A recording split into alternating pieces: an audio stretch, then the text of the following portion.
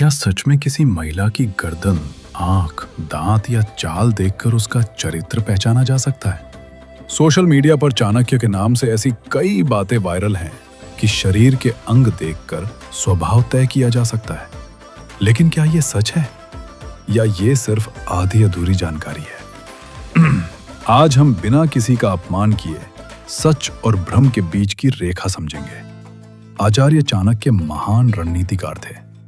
उन्होंने मानव स्वभाव को गहराई से समझा, लेकिन समय के साथ उनके नाम पर कई बातें जोड़ दी गईं, जिनका मूल स्रोत स्पष्ट नहीं है। कई वीडियो दावा करते हैं कि अगर किसी की गर्दन छोटी हो तो उसका स्वभाव ऐसा, अगर आंखें बड़ी हों तो वैसा, अगर होठों के ऊपर बाल हों तो कुछ और। पर क्या सच में शरीर चरित्र का प्रमाण हो सकता है? मान लीजिए दो लोगों की गर्दन की लंबाई समान है, क्या दोनों का स्वभाव भी समान होगा? एक व्यक्ति डॉक्टर बन सकता है, दूसरा कलाकार। एक शांत हो सकता है, दूसरा क्रोधी। शरीर समान हो सकता है, लेकिन सोच अलग होती है, क्योंकि चरित्र शरीर से नहीं, संस्कार, अनुभव और निर्णयों से बनता है।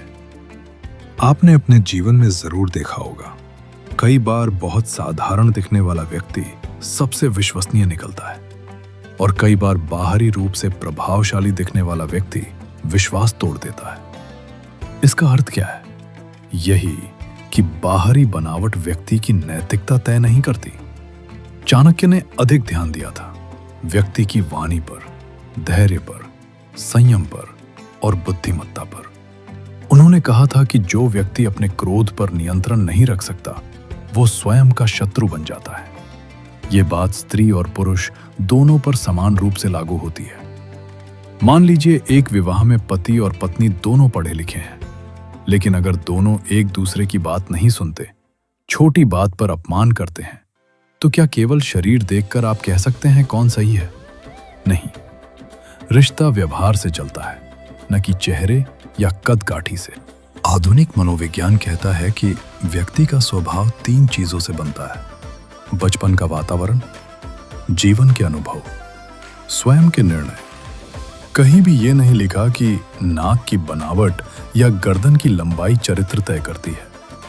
हमें यह समझना होगा कि प्राचीन काल में कई मान्यताएं प्रतीकों के रूप में कही जाती थी।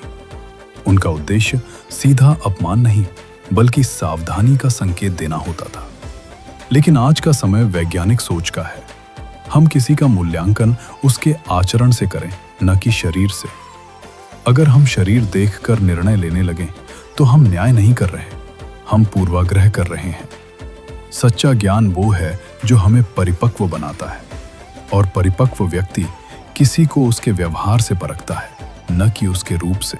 और एक बात हमेशा याद रखिए, अगर हम किसी इंसान को उसके शरीर से आंकते हैं, तो हम उसके अस्तित्व को छोटा कर देते हैं। सोचिए, अगर कोई आपको आपके कद, रंग, चेहरे या किसी एक शारीरिक विशेषता से जज करे, तो कैसा लगेगा?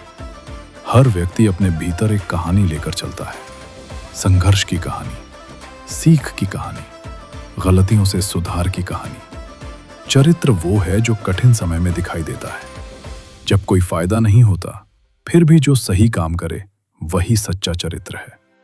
और ये बात स्त्री और पुरुष दोनों पर समान रूप से लागू होती है। समाज तब मजबूत बनता है जब हम बाहरी रूप से नहीं, आंतरिक मूल्यों से लोगों को पहचानते हैं। ज्ञान का उद्देश्य बांटना नहीं, जोड़ना है। सम्मान घटाना नहीं, बढ़ाना है। इसलिए अगली बार जब भी आप किसी के बारे में सुने कि ऐसा दिखता है तो ऐसा होगा, तो रुकिए, सोचिए और खुद से पूछिए, क्या मैं न्याय कर रहा हूं या सिर्फ अनुमान लगा रहा हूं? सच्चा चरित्र कर्म से बनता है, और कर्म हर दिन हमारे हाथ में है। अगर आप भी मानते हैं कि चरित्र शरीर से नहीं, कर्म और व्यवहार से बनता है, तो कमेंट में लिखिए, सम्मान ही सच्चा ज्ञान है। और ऐसे ही संतुलित और जागरूक विचारों के लिए चैनल को अभी सब्सक्राइब कीजिए।